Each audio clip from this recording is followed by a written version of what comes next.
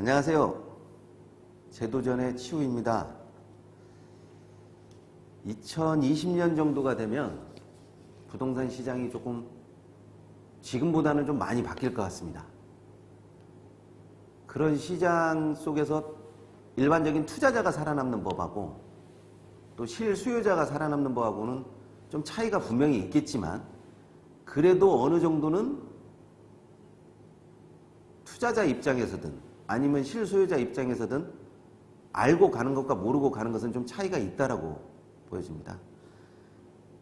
우선은 2020년도에 가장 집중해야 될 것이 매매 시장뿐만 아니라 임차 시장에 대한 집중도를 좀 높여야 되지 않나 하는 생각이 들어요. 정부 규제를 투자자든 실소유자든 따라가면서 갈 수밖에 없는 입장이고, 그 정책을 거슬러서 갈 수 있는 부분은 아니다 보니까 아무래도 임차 시장에 대한 집중도, 또 매매 시장에 대한 연관성, 그런 부분을 꼭 따져봐야 될 필요성은 있는 것 같아요. 일단 임차 시장이라고 하면 전세 시장하고 월세 시장이 있는데, 이 시장에 대한 크기, 또 집중도, 그런 면에 있어서 이런 부분이 매매 시장에 대한 영향을 가질 수밖에 없는 거죠.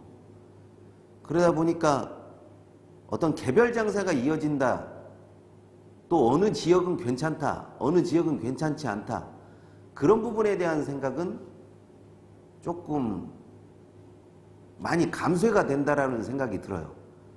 만약에 어떤 핫한 지역이라든지 아니면 핫하지 않은 지역이라든지 그런 부분까지도 우리가 감안해야 되지만, 물건 자체에 집중하는 개별화에 좀 더 신경을 많이 쓰셔야 될 거라고 저는 생각합니다. 또 여기에 따라서 주변 여건이 어느 정도 성숙했느냐, 성숙하지 않았느냐, 그런 부분까지 판단하면 지금의 이 부분 아니면 이 상황 같은 게 어느 정도는 조금 이해가 될 수 있을 거라고 저는 생각합니다. 그래서 임차 시장에 대한, 특히 전세 시장에 대한 그런 부분은 꼭 체킹하고 확인하는 작업이 좀 필요하다고 생각을 하고 있고요. 현금 흐름에 대한 원활한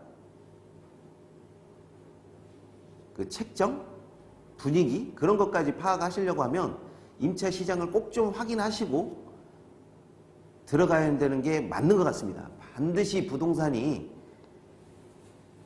전세나 월세 시장으로만 이루어져 있는 것이 아니기 때문에 종목에 관한 부분도 책정을 해야 되고요.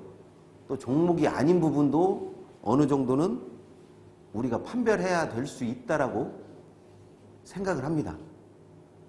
2020년도에는 투자자 입장에서는 어떤 식으로든 수익을 내는 물건을 찾아야 되는 거고요.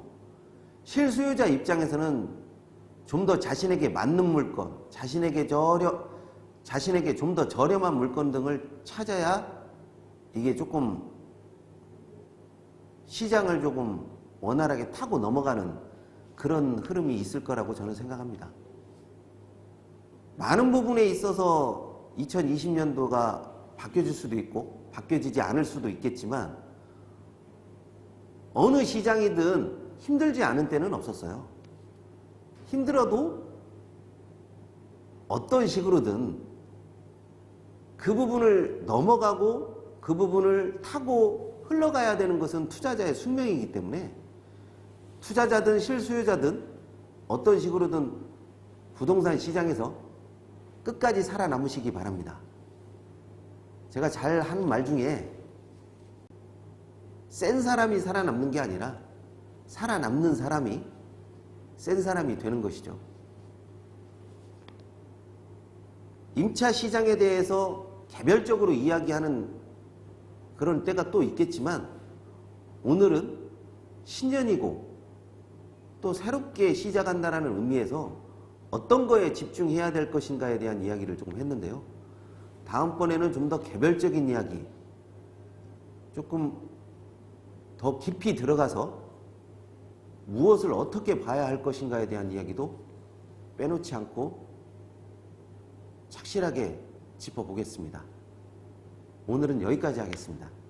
감사합니다.